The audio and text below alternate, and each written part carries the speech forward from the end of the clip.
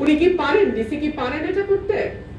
এই প্রশ্নটা আমি আইন অনুযায়ী আপনাদের কাছে রাখছি।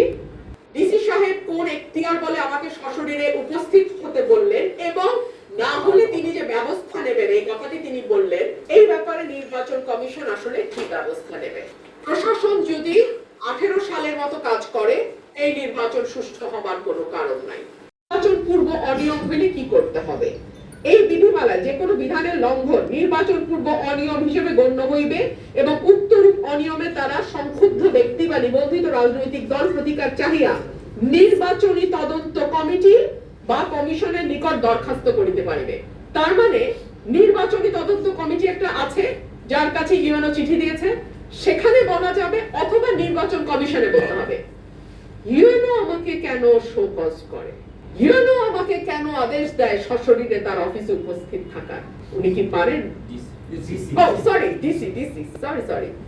উনি কি পারেন, ডিসি কি পারেন এটা করতে?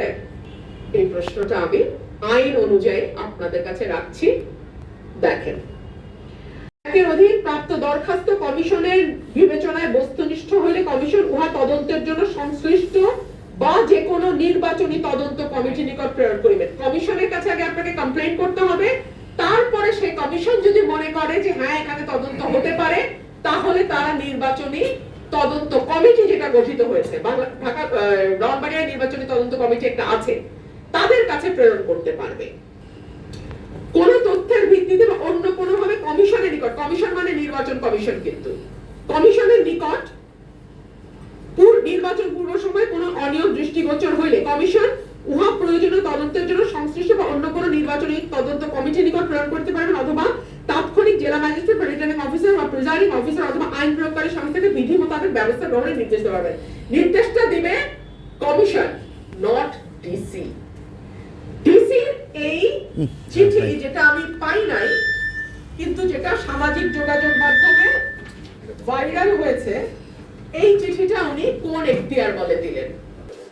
সে নির্বাচনের যে সার্বিক পরিস্থিতি আমি দেখছি, প্রশাসন যদি 18 সালের মতো কাজ করে, এই নির্বাচন সুষ্ঠু হবার কোনো কারণ নাই।